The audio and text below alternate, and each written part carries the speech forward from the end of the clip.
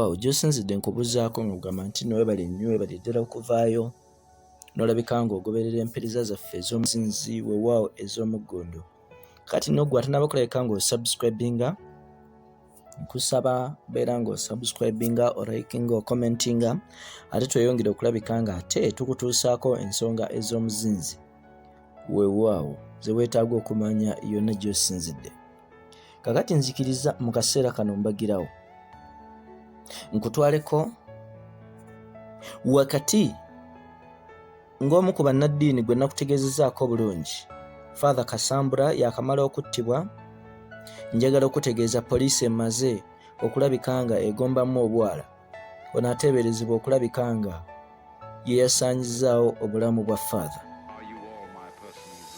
Kakati okusinziira ku poliisi y'e Mityana egamba nti ono yakwatibwa era kati atemeze emabega w'emitayimbwa. Amannya ge ye Vincent Katumba ng'ono alina emyaka 35. N'olwekyo kitegeeza omuvubuka embula kalevu ate ye yakkakkanye ku Father n'asaanyaawo obulamu bwe. Ono n'asobola okukijjukira Katumba nga 18 August mwaka guno 2021 wali ku kyalo Lukunyu mu Kyegonza Sub-County mu Gomba District.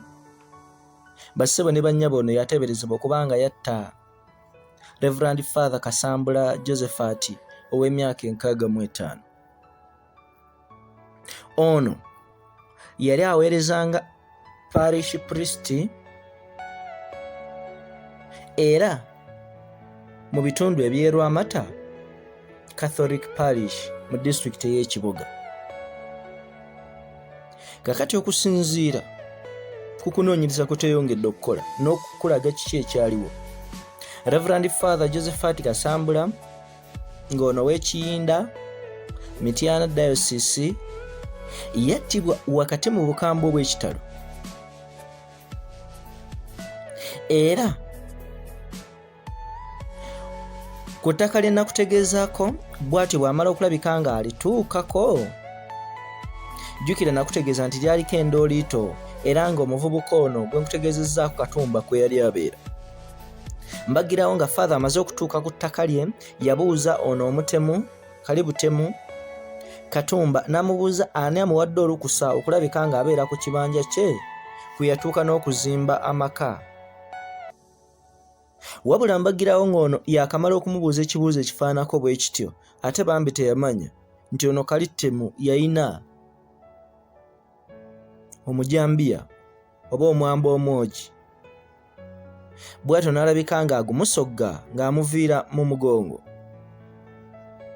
Musajja wa Katonda n'afiirawo mu kaseera ako kennyini.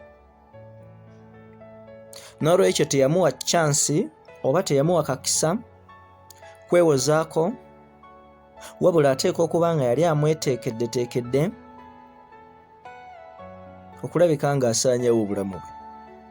Nakutegeeza nti newankubadde waliwo abantu abaali ne Father oba abaali batambudde naye ku lunaku olwo, naye mu kaseera kano tebaasobola kulabika nga bafuna ekyokukola kubanga bassebo ne bannyabo ono yali amwetegekedde. N'olwekyo yamukuba omwambe gumu nga bano ne bandibadde baagala nnyo okutaasa.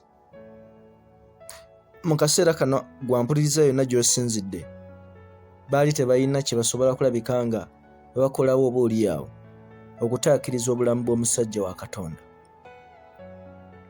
Kakati mu kaseera kano ono omusibe yamaze dda okuteebwa mu nkomyo era nga wabaawo emisango gy'agenda okuwera ennemba nagyo gwe musango ogw'obutemu.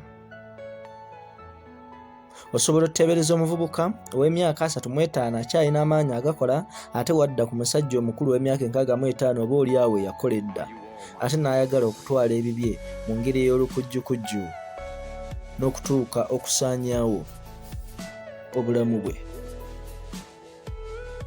Nkwebaza okuvaayo n'ogoberera Kampala Media TV. Kugamba sigala ng'otugoberera tongera okutuusaako enteekateeka yonna gy'osinzidde ez'omuggundu weewaawo ez'omuzinzi.